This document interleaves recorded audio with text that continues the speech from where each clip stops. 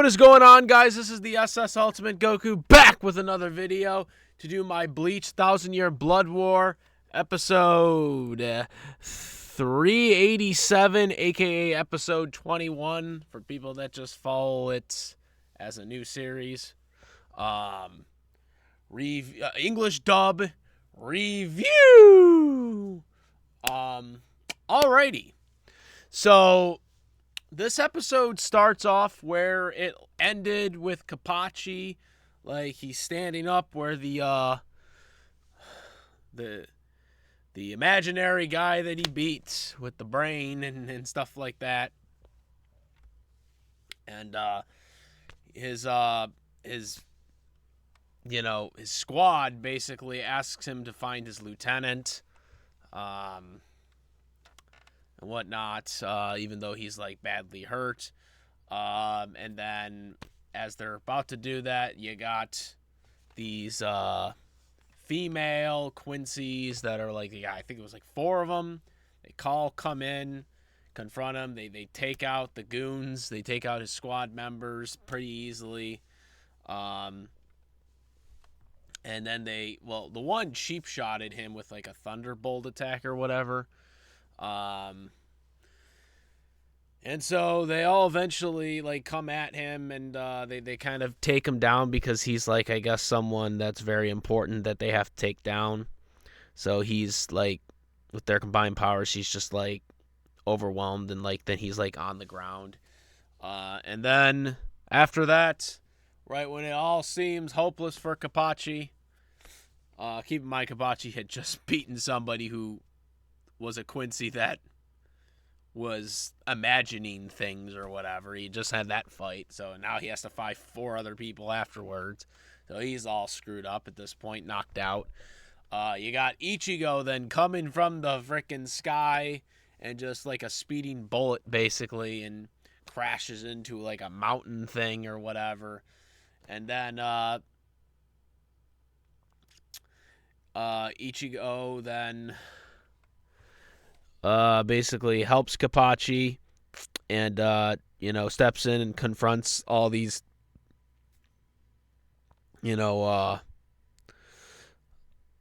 Quincy's, these female Quincy's. And they're using all their power-ups. The electricity one, like, she's like all distraught and pissed off. And obviously she gets her arm cut off by Ichigo because she refused to dodge. Then the other one that like had the one that acted nice or whatever, because anytime she gets cut, I guess she, if your blood gets on her, or gets on you, her blood gets on you, then she can control you, I guess, or something. And so she basically says, heal me up, but do not give me your blood or whatever. So she puts the bone and stuff like that after that whole ordeal. It's revealed by the Quincy, the leader of the Quincy's, that now Gendriel, that now basically he can go into the Soul King area or whatever, because there's about like, I guess, 85 seconds, I think they said, of the portal being open or whatever when Ichigo went through it. Even though Ichigo, didn't he like jump down himself with really next to no explanation? He just did it himself. I mean, Squad Zero really didn't activate anything, if I'm remembering correctly. Or maybe I guess I misinterpreted that, but I'm pretty sure Ichigo just jumped off the frickin' cliff. Right? He just jumped off the cliff, and now they're saying that, oh, well, by doing that, he opened the portal, and there's like about 85 seconds after he comes down from it that we are now allowed to go up to where the Squad Zero is, the Soul King, basically. And so that's what they're getting at. So then you have some of the other like Quincy's then confronting, like they actually attacked the female ones, knocked them out temporarily, because they wanted credit for the for taking out Ichigo, I guess, because whoever takes out Ichigo, because he's number one priority of them getting taken out. Um, they're like, oh yeah, we want him because we want the credit. And there are these other guy Quincy's that come in, and now they want it, so now they have to team up with each other. Then the female Quincy's, they get up, and now they're all basically confronting Ichigo. And again, this whole realization of being able to get to the Soul King is now mounting. I also would like to note something here, because I did see this. I did see this. Was that there was like a brief scene where I think they showed Aizen in this. Like actually showed Aizen like not like handcuffed or tied up or whatever. I'm pretty sure that was Aizen. Maybe it wasn't. But I was like looking at it. I was like, wait, what is that, Aizen? But then they also did show Aizen then in a couple of frames later, where he was like tied up and handcuffed and mouthed up and everything like normal. So I don't know. I could be wrong about that. On who that was. Maybe that was just another Quincy. But yeah, that was something that I noted. Also,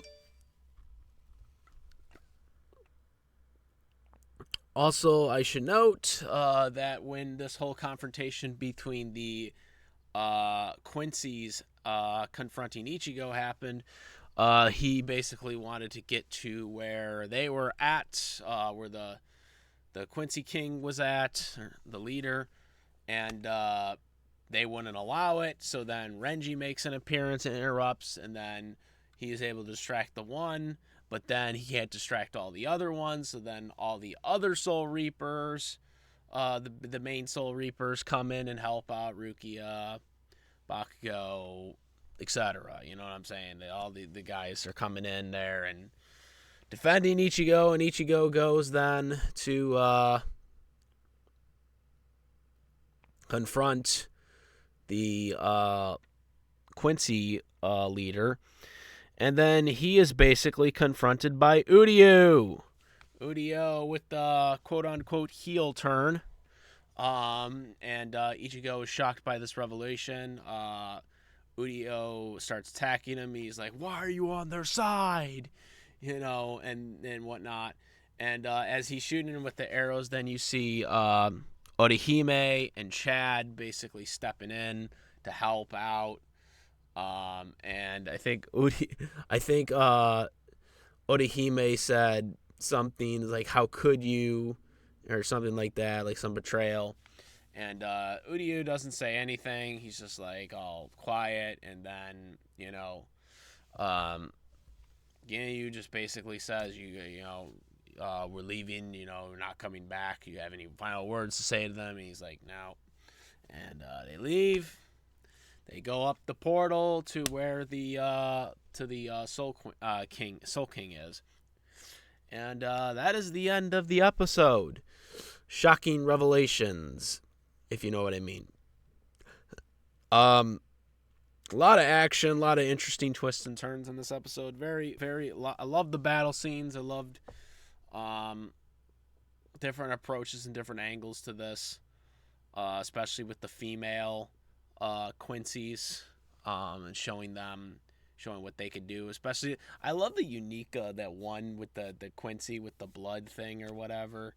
That because I was like, why is she so nice? Like, cause like when they first showed her, she's like all nice to these freaking Soul Reapers, these like crappy, like the weaker Soul Reaper soldiers, and then she gets cut by them, and then the blood gets on them, and then we see, oh, okay, so this is why she's nice, because freaking she can just control anybody with her blood, and then she can just regenerate, I guess.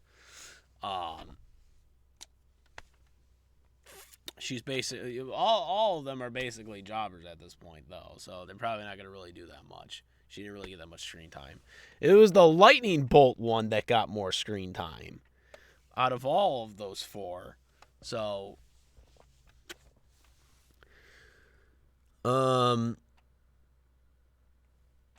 but yeah, they did show briefly the one of the people from Squad 02, but he didn't say anything. And again, they brought it up. The head of research development brought up the whole thing about the 85-second thing or whatever of the portal being open.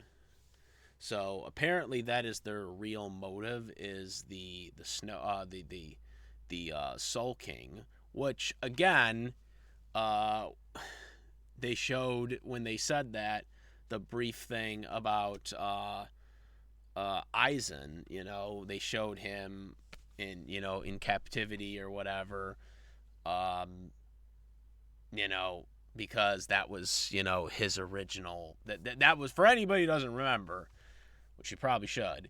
That was his thing. That's what he wanted to do. He wanted to become the Soul King. He wanted to take over the Soul Society, basically. So that was his thing. And so when he heard that, he probably was all pissed off, because it's that's his fucking thing.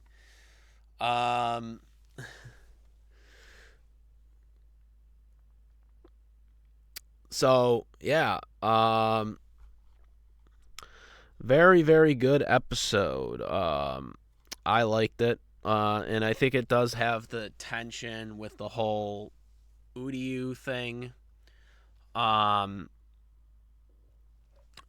where he stands among this whole thing, and his friends now having to come to the realization that they're going to have to kill him, or defeat him, since he's on their side.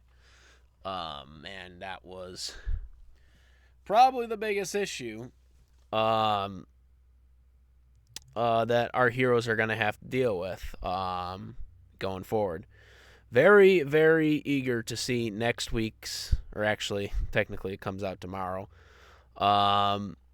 Very eager to see what they do for the next episode here.